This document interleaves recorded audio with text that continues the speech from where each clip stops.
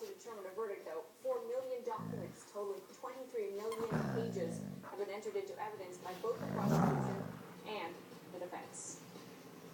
Well, as that gets underway, some observers suggest that Canada's justice system is also on trial. It's a high-profile case, and it may be held up as an example of just how well-equipped we are when it comes to dealing with business fraud. Jacob Frankel heads up the Securities Enforcement and White-Collar Crime Practice at Schulmer Rogers for the Anacra. Great to have you with us. Thank you, man. Good to be with you. The knock in Canada has been for years that we're slow, that we don't get to things. The Malikai case is a perfect example. Whatever you think of that one, it took way too long to get into court. There's an added element to this one, which is that it may be too complex for us. I don't know that it's too complex. I think it's really more the fact that it is such a high-profile trial. As you were giving sort of the lead into, as part of the story, you mentioned looking at 14 years as the max on conviction. You have folks in the United States who might take 14 years as a deal in the right corporate fraud case. I think that really brings home exactly what you're dealing with, which is that in the United States, these prosecutions are very common. They certainly are common. We've been bringing the high-profile cases going back to Enron and WorldCom. In Canada, it's pretty much Bre-X, all the discussions about life, and now here we are 10 years later with Nortel.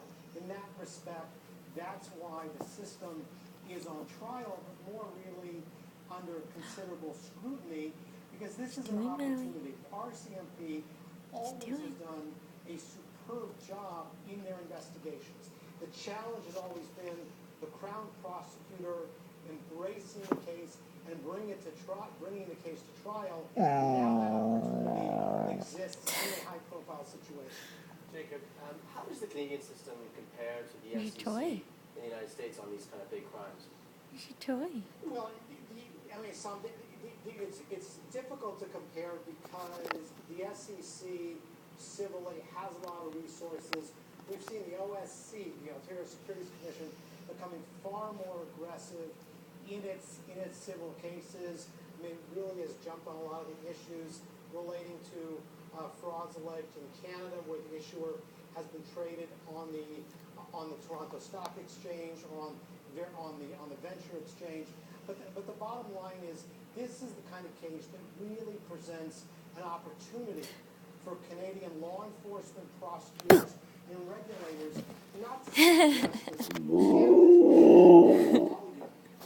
and necessarily cases that have been long brought civilly by the SEC and criminally in the United States, but at least to say, this is a platform where the right case will warrant a deterrent message as a result through an effective prosecution.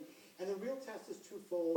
So I'm really going back to what Amanda said at the beginning. And it's not just if the Crown wins a conviction, but then the test is going to be, what is the sentence if there is a conviction?